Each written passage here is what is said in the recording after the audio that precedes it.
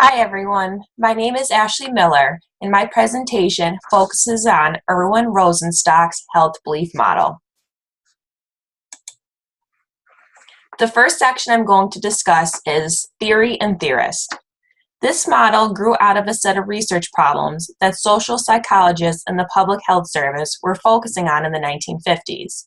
The model originated because the investigators were trying to figure out why people were failing to accept preventative services that initially included testing for tuberculosis and later on cervical cancer, rheumatic fever, and polio.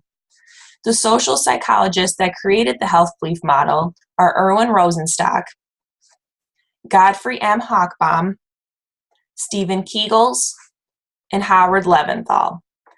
I want to share some background information on these people that I have mentioned so you have an understanding of all the contributions that have been made. In addition to the health belief model, Erwin Rosenstock spent his time at the University of Michigan from 1961 through 2001. His nickname was Rusty, and he developed the public health behavior and health education research and teaching program at the university. The University Record, 2001. Godfrey M. Hochbaum was one of the social psychologists that helps create the health belief model. His second contribution was showing how theoretically based modern scientific research could be applied to health behavior questions. He wanted to understand why people behave the way they do in regards to their health. He was a strong advocate for social science research in the public health field. Godfrey H. Hochbaum, 2010.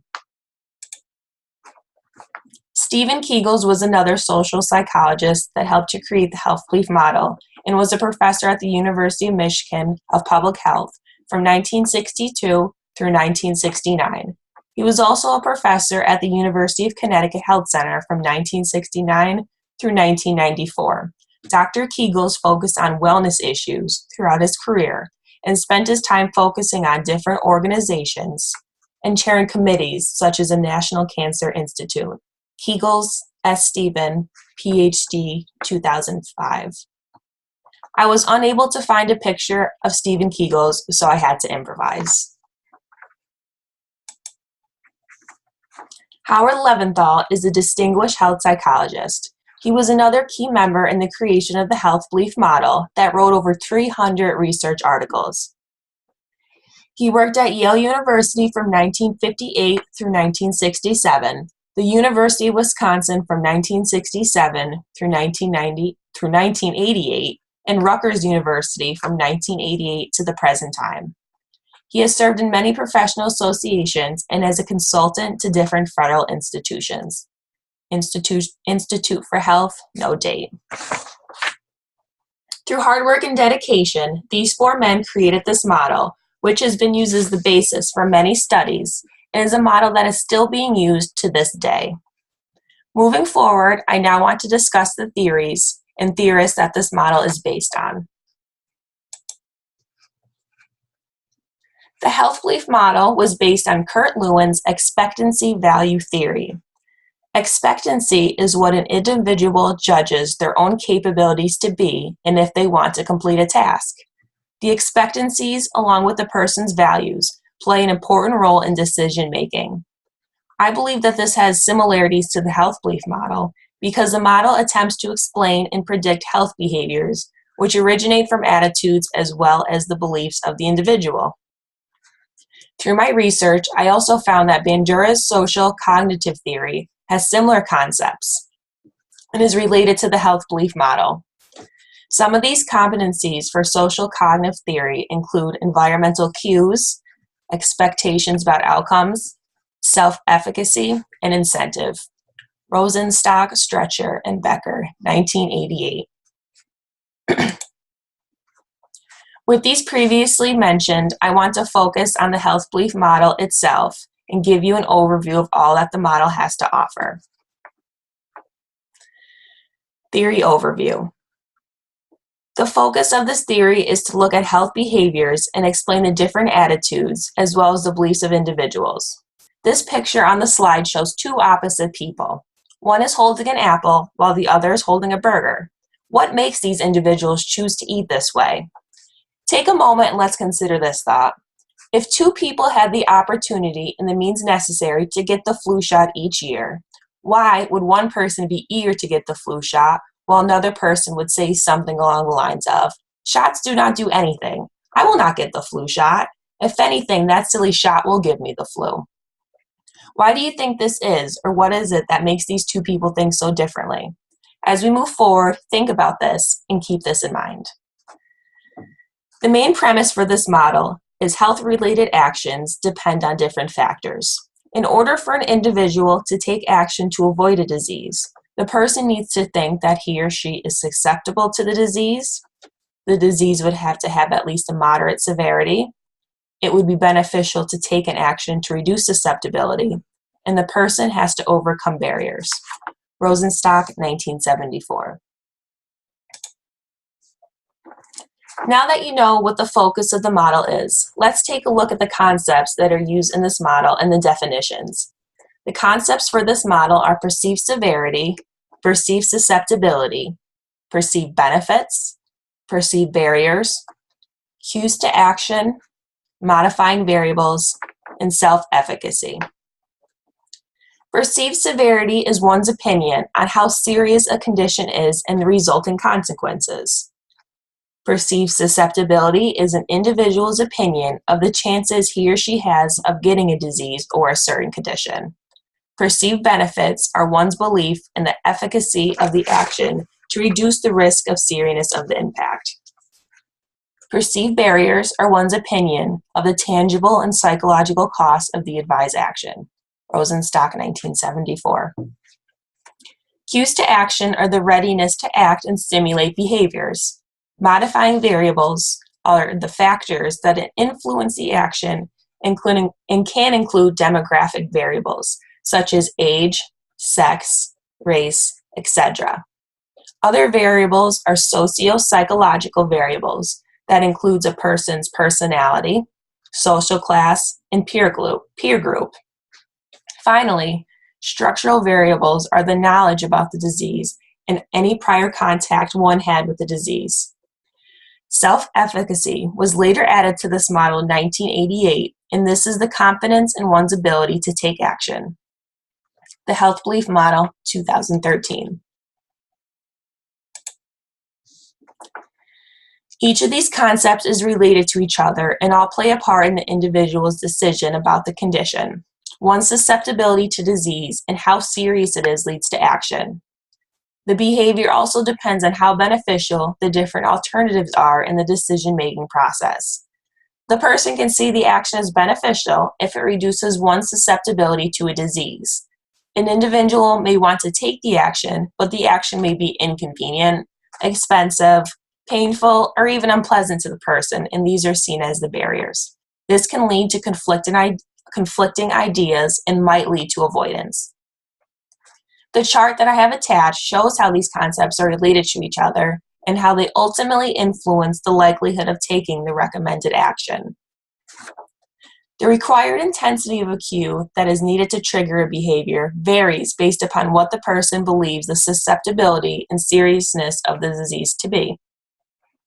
According to Rosenstock, 1974, the combined levels of susceptibility and severity provided the energy or force to act, and the perception of benefits, less barriers, provided a preferred path of action. Page 332. Such events or cues might be internal or external. Internal cues being perception of one's body, and external cues being interpersonal interactions with outside forces. Modifying variables that affect every single concept in this model, such as age, race, personality, and knowledge about the disease, are a few of the modifying variables. I do not believe that there are theories contained within this model. However, through my research, as I have mentioned previously, Bandura's social cognitive theory has similar concepts and can be related to the health belief model. Now that you know of the concepts that make up this model and have an idea of the different factors that play a part in a person's decision about a certain healthcare disease or issue, let's look back at our example that I have mentioned about the flu shot. Let's call the first person Bob and the second person Tom.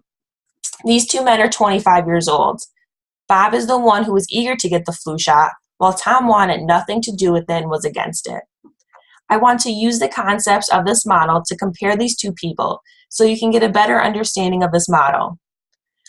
When looking at perceived severity, Bob knows that the flu can be life-threatening and does not want to get the flu because he is scared for his health.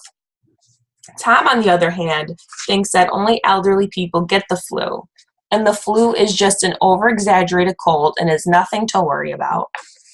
Bob knows that he is susceptible to the flu because he works in a hospital and his great aunt Sally got the flu before, and he knows how dangerous it is. Tom believes that he can't get the flu because he's young, healthy, and never gets sick.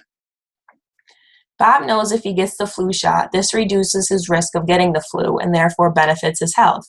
Tom heard some friends say that the flu shot causes the flu, and he knows a friend that received the flu shot and got sick from it. Bob gets the flu shot for free at work. It does not take too much of his time, and he knows in his mind it is the right action to take, therefore he does not have any barriers to overcome.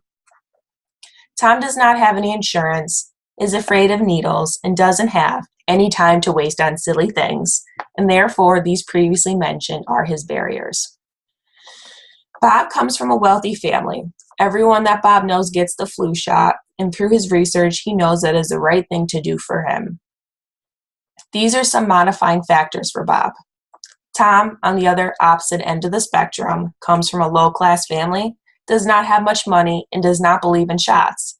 Bob is ready for the flu shot, whereas Tom is not. Bob is full of confidence and sees the glass half full, whereas Tom looks down on himself and sees the glass half empty. I hope that this example that I provided allows you to see the concepts of this model work and how different people have completely different opinions about the same disease or issue at hand. We are now moving on and going to talk about analysis and evaluation of the theory. We are going to explore the evaluation terms related to internal criticism and external criticism as outlined in Chapter 2 by Peterson and Brodell. I'm going to define the term and explain if the health belief model met the standard or if it did not meet the standard. First off is internal criticism. Adequacy refers to how well the theory addressed the topics that it claims to address. I believe that the health belief model met the standard of adequacy because the concepts that the model focuses on, such as perceived severity, perceived susceptibility, perceived benefits, perceived barriers, cues to action, modifying variables, and self-efficacy are adequately described. They are introduced in the literature and then given a description. For example, Rosenstock 1974 introduced the topics that are part of this model and then went into detail about each one. O'Connor, Martin, Weeks, and Ong, 2014, introduced and described the concepts of the model before going into how they use this model for their research. Therefore, the topics that this model claims to address are addressed. Clarity refers to how clear the main components of the theory are and if it is easily understood by the reader. The main components of this model are clear and easy to understand, and I believe the health belief model meets the standard of clarity. Rosenstock 1974 described the concepts, and it was easy to follow along. They were not confusing or misleading, and the description of the concepts made it easy to understand. Consistency refers to how well the theory maintains the definitions of the concepts described throughout the explanation of the entire theory. It also refers to how congruent the terms are throughout. The terms in the health belief model are consistent throughout, and the terms are congruent throughout, therefore meeting the standard. For example, Charlton et al. 2014 described the concepts of the health belief model as it relates to Papinicola test use and use the terms consistently throughout the article. Therefore, the consistency standard is met. Logical development refers to if the conclusions proceed in a logical fashion and if the argument is supported. It also deals with if the theory goes into unproven territory with its assumptions. The health belief model meets this standard because there are many research articles that use this model as a basis for the study. Therefore, the model does not go into unproven territory with its assumptions. Some research studies that use this model are Charlton et al. 2014, Influence of Hormonal Contraceptive Use and Health Beliefs on Sexual Orientation Disparities in Papa-Nicola Test Use. Another study that uses this model is Champion, Lewis, and Myers, 2015, College Student Alcohol Use and Abuse, Social Norms, Health Beliefs, and Selected Socio-Demographic Variables as Explanatory Factors. Level of theory development refers to what stage the theory is in, such as early development, or has the theory been around for years. It also refers to if nurse researchers have conducted studies that applies the theory and reported the findings in the literature. As for this aspect of internal criticism, the health belief model has been around since the 1950s and meets the standard. This allowed for many years to study this model and add changes. For example, the self-efficacy concept was added in 1988. There have been many studies done that utilize the health belief model, such as the ones that I've discussed in the previous section on logical development. Now, we are going to move on to external criticism. Complexity refers to how complicated the overall description of the theory is, and if it could be understood without having lengthy descriptions to read. For example, Rosenstock, 1974, discussed the different beliefs and concepts. He goes into a detailed explanation, making it easier to understand. There are 7 concepts involved. However, they are all related and can be understood by the reader. I do not believe that this model meets the complexity standard because the concepts are not that difficult for the reader to understand. Discrimination refers to whether or not the hypothesis generated by the theory led to research results that cannot be arrived at using a different nursing theory. Even though social cognitive theory is similar to this model, I do not believe it would lead to the same results as a health belief model because they are different. Rosenstock, 1974. With that being said, I feel as though the health belief model meets the standard for discrimination. Reality convergence refers to if the theory's assumptions represent the real world and if the theory builds on premises from which it is derived. I believe that the health belief model definitely meets this standard because all the concepts relate to the real world. This model is based on a person's health behaviors and what they believe to be true. So, it varies from person to person, reflecting the individual beliefs, thus reflecting the reality. Pragmatic refers to if the theory could be operationalized in real-life setting. The health belief model meets the standard because it can be and has been operationalized in a real-life setting. For example, Dawson Evans, 2014, take the health belief model and use it to understand weight management perceptions in first-year college students. Another example of how this is used in a real-life setting is a study conducted by O'Connor, Martin, Clinton, and Ong, 2014, that utilized the health belief model to understand the factors influencing young people's health-seeking behavior. Scope refers to how narrow or broad the range of phenomena that the theory covers. The health belief model is narrower in range and could be applicable to practice. This would be considered a middle range theory. Significance refers to whether or not the research conducted has any impacts on how nurses carry out nursing interventions, or does it just describe what nurses do? Also, significance looks at if the theory covers essential issues that are important to the discipline. This model meets this standard because based upon research findings, nursing interventions can be effective. This model covers essential issues that are important to the discipline because a person's health beliefs can greatly impact their life. Whether or not a person believes that he or she is susceptible to a disease, might influence their choice or if they decide to go to the doctors or not. This in return will affect the nurse, and the nurse needs to understand that a person's beliefs will vary and not everyone will look at their health in the same manner.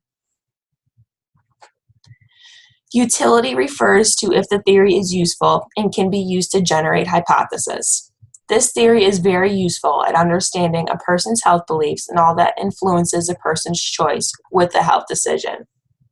This standard is met and is seen by all the studies that researchers have conducted by using the health belief model that I have previously discussed.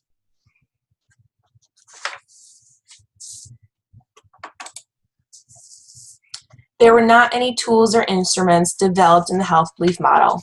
Finally, I'm going to discuss application of theory to research and practice. I believe that the health belief model has great utility for both application to research and practice. This model is a way for researchers to better understand the health beliefs of people. With this, healthcare professionals can have a better understanding of the different factors that influence health beliefs, which in return affects practice. Knowing that different people have different opinions, the nurse can educate the patient. For example, a person might have beliefs that are not true, and the nurse can re-educate the patient, allowing the patient to make the right decision based on facts. Since this model has been around since the 1950s, there is always room for advancement. For example, as I've previously discussed, the self-efficacy concept was added in 1988. To research of this model, researchers may be able to add additional concepts, thus affecting research. This model has already supported its application to practice by the many studies produced based on the model. For example, Charlton et al. 2014 explored the influence of hormonal contraceptive use on health beliefs on sexual orientation disparities in Pap and Nicola test use. Champion et al. 2015 explored health beliefs on college students' alcohol use and abuse. O'Connor et al. 2014 explored factors that influenced young people's mental health seeking behavior, and Dawson Evans 2014 explored weight management perceptions in first-year college students. All of these studies listed show how this model was used in research based on real-life issues. From the previous studies that I have listed, I'm going to briefly discuss each one that includes the author, purpose and problem, as well as method and findings. The first study is Influence of Hormonal Contraceptive Use and Health Beliefs on Sexual Orientation Disparities in Pap and Nicola test use. The authors are Brittany M. Charlton, MSc, Heather L. Corliss, MPH, PhD, Stacy A. Mismer, SCD, A. Lindsay Frazier, MD, Margaret Rosario, PhD, Jessica A. Kahn, MD, MPH, and S. Bryn Austin, SCD. The purpose and problem of the study is to examine if less hormonal contraceptive use or less positive health beliefs about Pap tests explain sexual orientation disparities in both Pap test intention and utilization. The methods that were used were a multivariable regression with prospective data collected from 3,821 females aged 18 to 25 years old in the Growing Up Today study. The findings of the study were in lesbians, less hormonal contraceptive use explained 8.6% of the disparities. Less positive health beliefs explained 19.1% of the disparities. Altogether, less contraceptive use and less positive health beliefs explained 29.3% of the disparities in Pap test intention and 42.2% of the disparities in Pap test utilization. The second study is College Student Alcohol Use and Abuse, Social Norms, Health Beliefs, and Selected Socio-Demographic Variables as Explanatory Factors. The authors are Denisha A. Champion, PhD, Todd F. Lewis, PhD, Jane E. Myers, PhD. The purpose and problem of the study is to examine whether social norms, socio-demographic factors, and health beliefs are explanatory factors in college student alcohol use. The methods that were used were questions on demographics, social norms, and health beliefs related to drinking. There were 283 undergraduate students from 3 universities in the Southeast. The findings of the study were both social norms and health beliefs accounted for significant amounts of variance in drinking behavior among college students. The third study is Factors that Influence Young People's Mental Health Help-Seeking Behavior, a study based on the health belief model. The authors are Peter J. O'Connor, Brett Martin, Clinton S. Weeks, and Luzian Ong. The purpose and problem of the study was to examine key predictors and moderators of mental health help-seeking behaviors in adolescents. The methods that were used were 188 volunteers between the ages of 17 to 25 completed a survey that was designed to measure predictors and moderators of help-seeking behavior. The data was collected in August of 2010 and was analyzed using 2 standards and 3 hierarchical multiple regression analysis. The findings of the study were that extroversion, perceived benefits of seeking help, perceived barriers to seeking help, and social support were direct predictors of help-seeking behavior. Perceived benefits were found to be more important than barriers in predicting help-seeking behavior. The final study is Understanding Weight Management Perceptions in First-Year College Students Using the Health Belief Model. The authors are Biba M. Doss, PhD, MPH, and Ellen M. Evans, PhD. The purpose and problem of the study was to examine weight management barriers using the health belief model in first-year college students because young adulthood is a critical time for establishing adult health behaviors. The methods that were used were nominal group technique that examined first-year students' perceptions of benefits and barriers to weight management. This took place in a Southern State University that was conducted in the fall and spring terms. The findings of the study were that first-year students recognized benefits to weight management, such as social and mental health, which went beyond the physical attractiveness aspect. Men thought weight management would help for career and financial reasons, whereas women said that it would allow them to have an independent life. Men believed that barriers were external, such as campus resources, where women believed barriers to be internal, such as poor time management. I believe that the current utility of the health belief model is at the point where this model can support studies that lead to acquisition of knowledge for evidence-based practice. There is a variety of different research studies that are being conducted based on this model, from weight management issues to mental health, help-seeking behaviors, to name a few. Knowledge gained from these studies has the potential to benefit many people. For example, the results of the study on mental health, help-seeking behavior has implications to practice, such as the promotion and marketing of mental health services for young people. O'Connor et al., 2014. Another example is the study on alcohol use among college students. Implications for practice from the study are the research can guide campus leaders and administrators to build programs based on predictors of variance in drinking. Champion et al., 2015. This leads us to the end of my presentation. I hope that you have enjoyed it and now have a better understanding of the health belief model and how you can adopt it into your practice. I have my references listed on the next 2 slides. Thank you for watching.